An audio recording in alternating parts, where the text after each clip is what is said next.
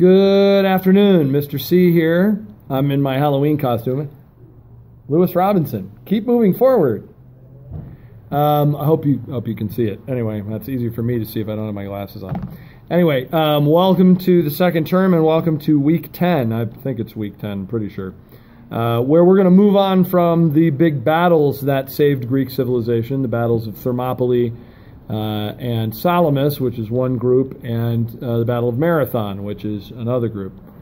To something a little less warlike. We're going to talk about Greek art and culture this week. Here's one of my favorite books, The Complete Plays of Sophocles.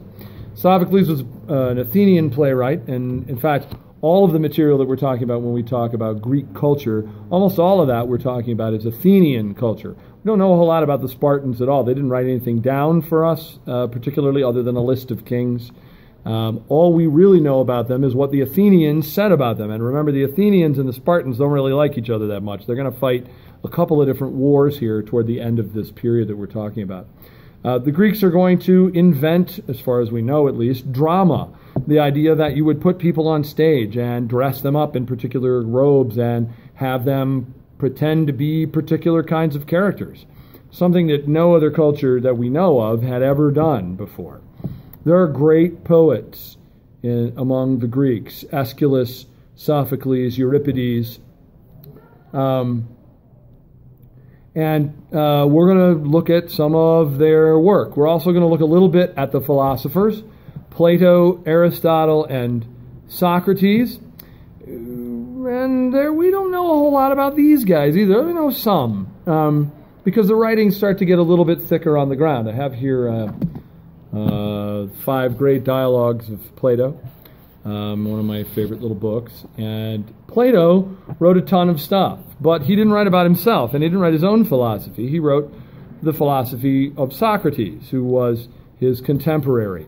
And so most of the stuff that we have from Plato talks about Socrates and Socratic dialogues, discussions between Socrates and other people. What Socrates actually believed, we don't really know, because Socrates didn't write anything down. What Plato believed, we don't really know, because Plato only wrote down what he thought Socrates believed, etc. So it kind of gets a little complicated in some ways. But it's wonderful stuff to look up and to discuss. And we'll have very little opportunity to look at the works here of Plato and decide what they mean to us. Aristotle wrote several things, notably his Rhetorica, which is essentially a manual on public speaking, and his Poetica, which is a manual on good writing, not just poetry. All writing was poetry to the Greeks, or to the Athenians. So we'll have a chance to look at some of that stuff as well. We'll also grapple a little bit over the next 2 weeks here with the concept of democracy. What does it mean to have a democracy? This will be a little bit more next week, but I want to introduce you to it this week. And there's a really good video in the modules here about what the Greek democracy consisted of. We have real positive connotations with the word democracy in the 21st century. Everybody wants to be part of a democratic government, and we have to preserve our democracy and whatever. I think when you take a look at what democracy actually is, especially for Athens, it's not at all what we seem to be talking about in the 21st century. And there's a lot of evidence to support the conclusion that democracy is not entirely what it is you might want to try and run your country with. Our country, the United States of America, is not a democracy.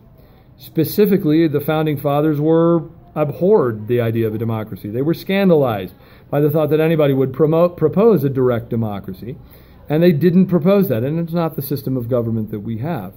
We're not preserving a democracy, we're preserving something else. We'll get to what that is in a couple of weeks.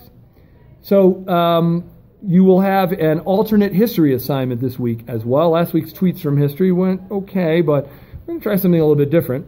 I'm going to propose to you that the Greeks failed at the Battle of Marathon and that the Persians were successful. So Phidippides running all the way to Sparta to tell them that the battle had been won. Maybe you have Pheidippides running to Sparta to tell them that the battle had been lost, and maybe the Spartans are able to repel the Persians and send them packing rather than the Athenians, who did most of the work at the Battle of Marathon. It's one of the great battles in Western history, and if the Greeks had lost it, if the Athenians had been unable to repel the Greeks or the Persians at that battle, what would have happened? What would our society look like? What would a modern Persian society look like? I don't know, but you get a chance to consider that. You can do whatever you want with it. Write a piece of historical fiction. Just tell me the things that you think would be different. Up to you. No real wrong answers there, but I want to see what you think. And remember, in order to write an alternate history, you have to know what happened in the actual history. So pay some attention to that, and then look at some of the things that happened thereafter, which may or may not have still happened after that. Quite a few things, I think, would change. Anyway, that's this week's assignment. As always, you can email me at cjones@lumenscholar.org or email me through Canvas as well. I'm always interested in what you have to say, and I'll be looking out for you this week as every week. Have a good one, and I will see you next time.